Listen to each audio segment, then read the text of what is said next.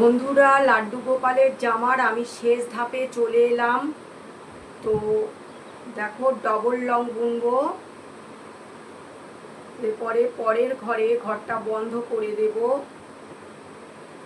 দুটো থেকে একটা। এরপরে আবার তিনটে ঘর বুনে নেব, নিয়ে সামনের দিকে উল নিয়ে যেই ঘরটা বন্ধ করেছি ওই ঘরেই ডবল লং দুবার বুনবো। এটা